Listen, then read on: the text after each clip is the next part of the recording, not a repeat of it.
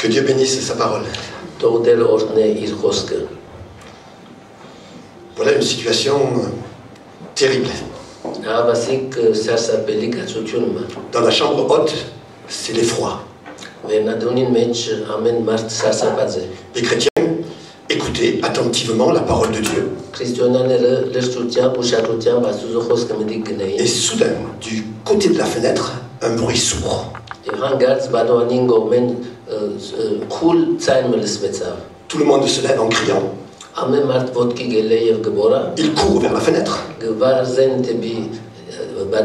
Et voilà que le jeune Tychus, 3 étages en bas, est couché mort.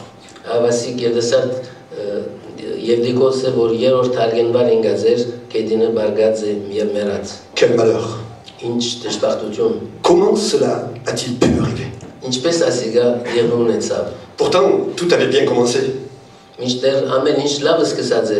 Eutychus était là et il était heureux. Le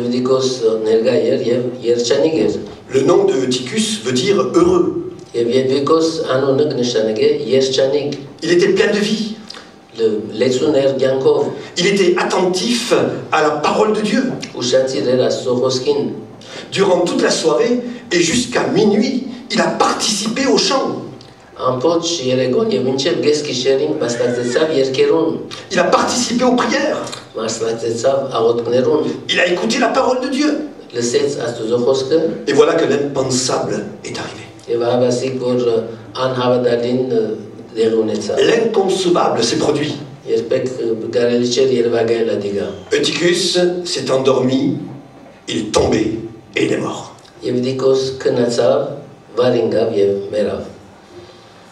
Alors on peut imaginer la scène.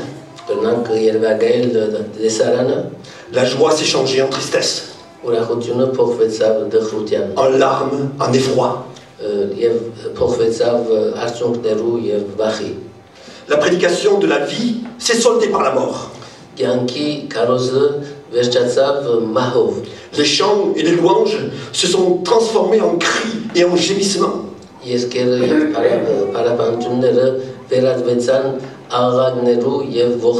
les prières à Dieu se sont changées en demandes d'explication en disant mais pourquoi?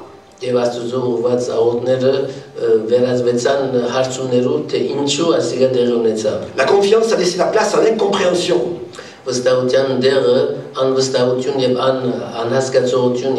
Pouvons-nous imaginer ne serait-ce qu'un instant la situation?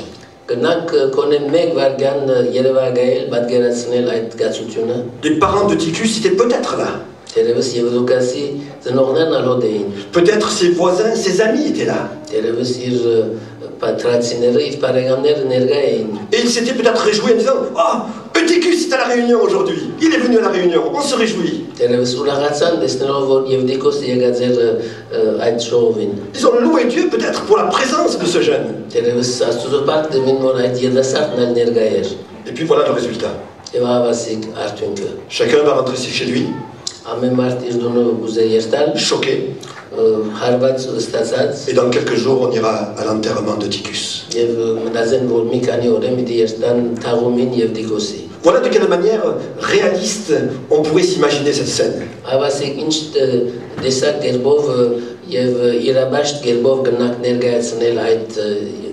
Sans tenir compte pour l'instant de la suite du récit.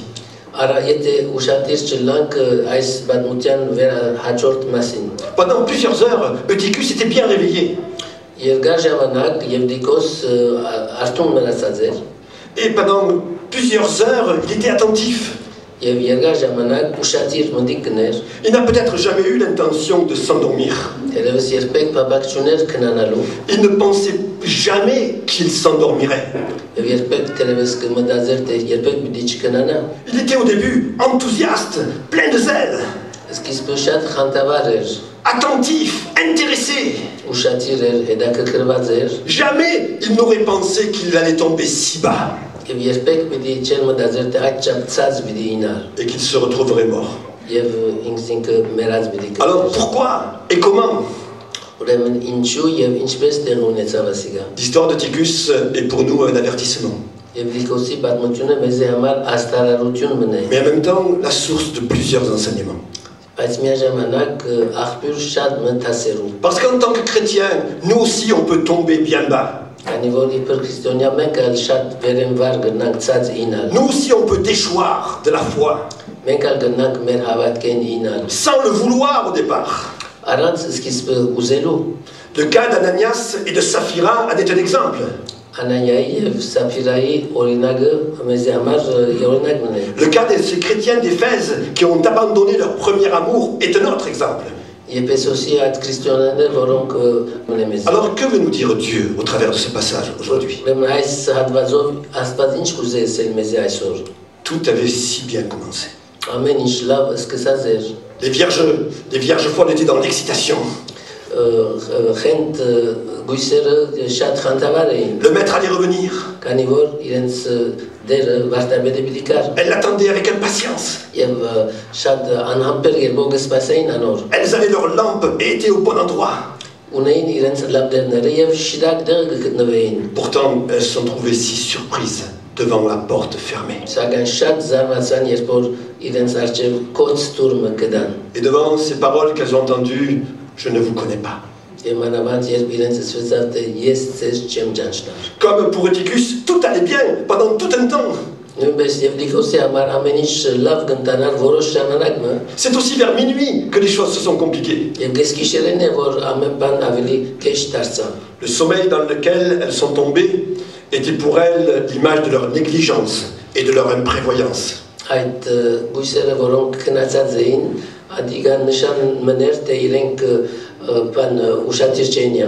Pour les disciples de Jésus aussi, la soirée avait été très bien. C'était la dernière soirée avant qu'il ne soit livré. Jésus leur a enseigné beaucoup de choses. Il leur a lavé les pieds. Ils ont pris la Sainte Seine ensemble. Et la Bible nous dit qu'ils ont chanté des cantiques. Et ensuite ils sont tous allés dans le jardin de Gethsémane. Mais pour les disciples, la soirée qui avait été bénie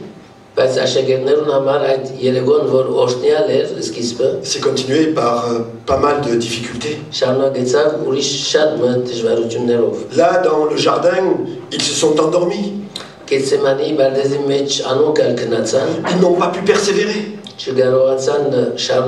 La fatigue de la journée,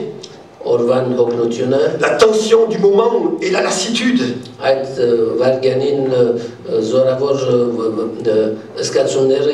Ont eu raison d'eux. D'ailleurs, très peu de temps après, les disciples l'abandonnèrent dans le jardin. Et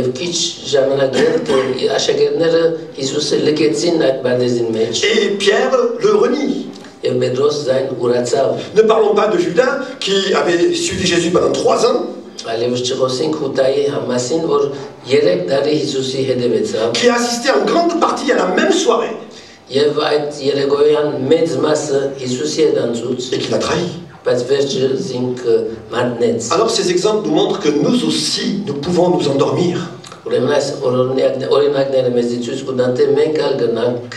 que nous pouvons aussi chuter. On peut se retrouver au 3e étage. C'est-à-dire très près de Dieu. En communion avec Dieu. Vivre de belles choses. Faire de fortes expériences. Et nous endormir. On peut avoir été baptisé. Avoir fait une belle confession de foi. S'être engagé dans diverses choses. Œuvrer pour l'évangélisation. On peut avoir aimé la parole de Dieu.